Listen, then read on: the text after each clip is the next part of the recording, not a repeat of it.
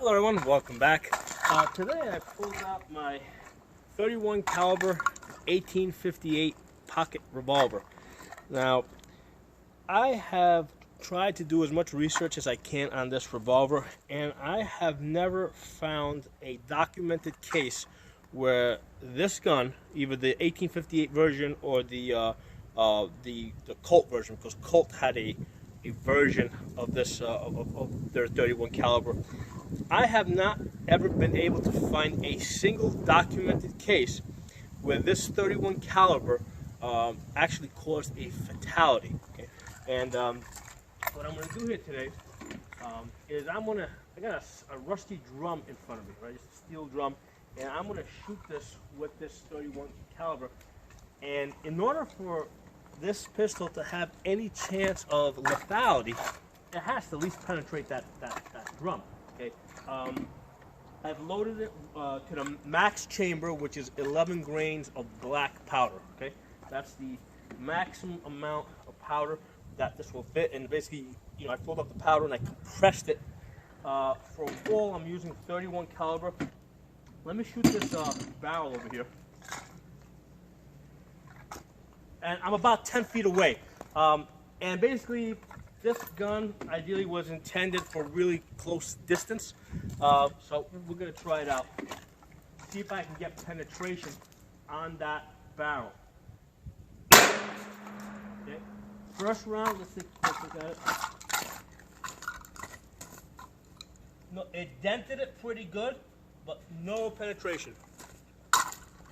Now, just so you guys know, this is the Paeta version. The sights on this are too low, because basically it's so low that you end up pointing the gun up and just shooting way over anything you're trying to hit. So what I did is I took my welder and I built up the front sight, and then I filed it down to get it to a, to get the zero to where I wanted it. The other thing to be aware of with these balls, sometimes the balls will pop out. Like right there, I can see it popped out a little bit. Just pushing it with your thumb. The balls will sometimes pop out just a little bit to prevent the revolver from spinning, or the cylinder from spinning.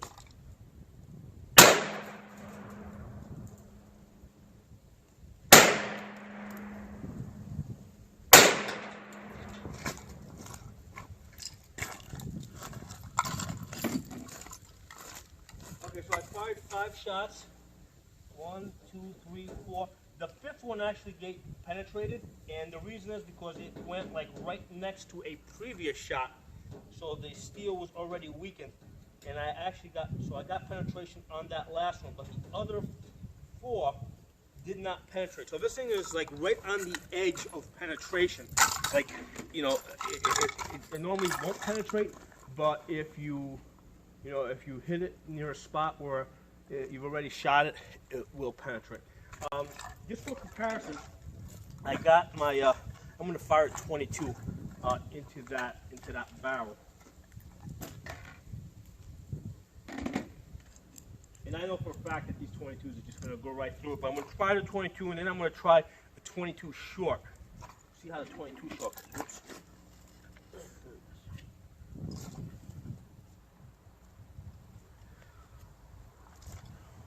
So, all right. So we're gonna fire 5 shots of 22 long rifle out of this North American Arms revolver into that barrel over there. Okay, that went through.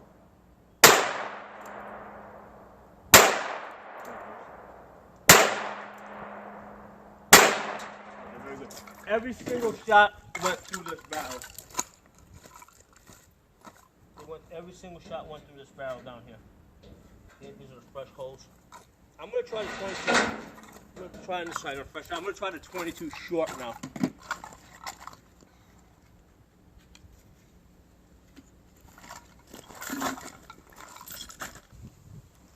All right, so 22 short out of the North American Arms mini revolver. That went through.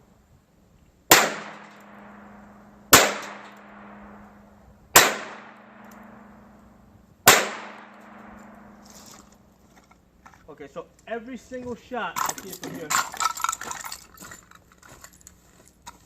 every single shot that I fired of the 22 short penetrated that drum. Okay, so this 31 pocket pistol,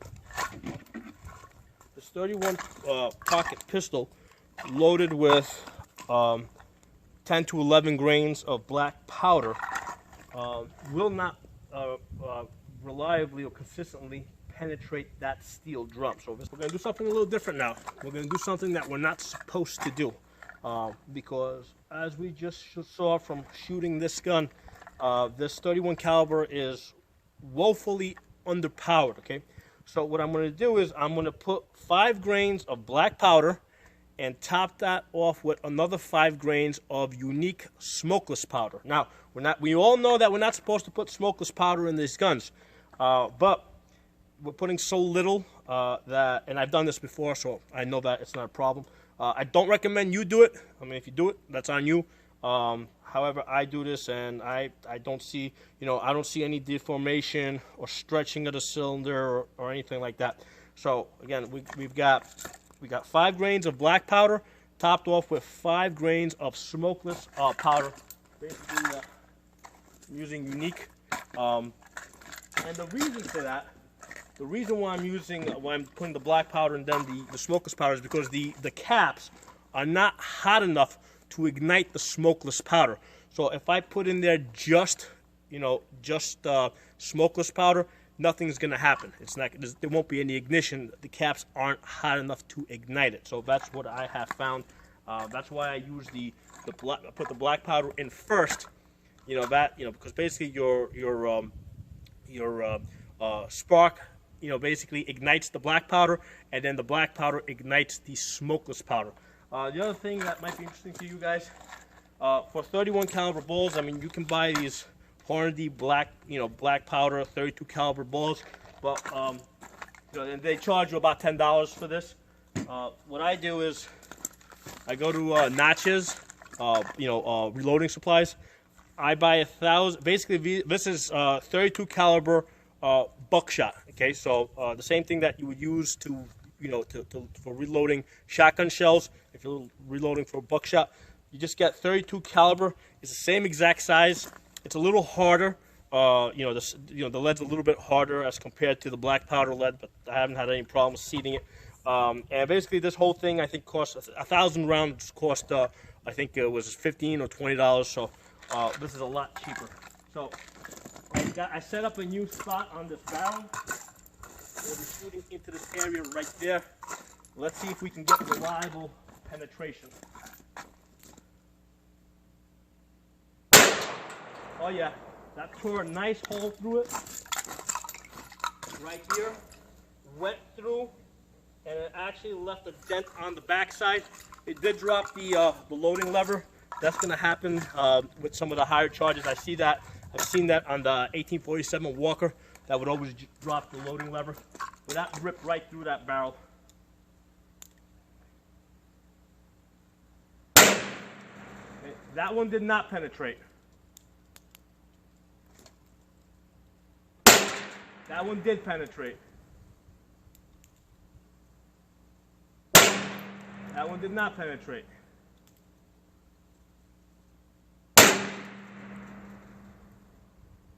That one doesn't look like it penetrated either. Now I can see that the dents definitely look deeper. The dents definitely look deeper as compared to what happened earlier. But that was nice penetration there. That was nice penetration. I do this quite often. Usually, I'll get like 4 out of 5 to penetrate. That's what I usually see when I go 50-50 black powder, unique powder. As opposed to if I go 100, if I go just 10 grains of black powder, I usually don't see any penetration. If lucky, I might get 1 to penetrate. So it definitely increases this power. Now I've also run this through a chronograph. When I run it through a chronograph, first of all, when I run it through a chronograph with just black powder, I think I get something like 35 foot-pounds of energy. Okay, a 22 out of this pistol here usually gives me about 60, 65. So the 31 caliber, with just black powder is giving me about 35-40 foot-pounds of energy.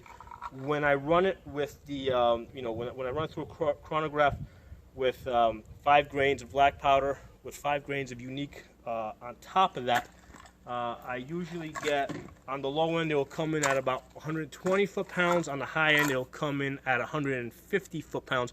120 is basically what you get out of 22 out of a rifle. 150 foot-pounds is like a 32 ACP or about 32 Smith & Wesson. So it's coming in about the power of a 32. So that's what this yields. But in black powder, with just black powder, the way this would have been used in period, again, I don't think that there's a single recorded case that I can find where this gun ever actually killed anybody. I mean, I just don't think it's lethal. I mean, it might break the skin, it might get a little bit of penetration, but I don't think it's going to get, it might get into a muscle. I don't think it's going to penetrate deep enough into the chest to hit a lung or a vital organ or anything like that. I mean, that's what I'm seeing in my tests. And also, like I said, when I run it through the chronograph, that's also what I'm seeing. I'm seeing, with black powder, it's getting about 35-40 foot-pounds of energy. With the black powder smokeless combination, I'm actually, getting a little bit more power out of it. Anyway, that's my research. Those are my thoughts on this. If you guys have any feedback, comments, put in the comment section. And like I said, I know we're not supposed to be shooting smokeless powder out of this, so that we know already. So I'm not recommending that. If you ever do decide to do it, though, make sure that you use unique. Don't use any of the other powders. For the only reason that I haven't experimented with any of the other powders, so I don't know what they're gonna do. I don't know if they're gonna if the same quantity is gonna overpower it. I have found that unique is a powder that I've been working with for a long time, for reloading purposes. And I reload everything from, I have reloaded everything from 38 Special all the way up to 500 Smith & Wesson. So I have a really good feel for, what this powder does at different levels. So that's why, I just work with unique mostly. So, anything you got, guys, put in the comment sections. If you're not a member of the channel, subscribe. I'll talk to you guys soon.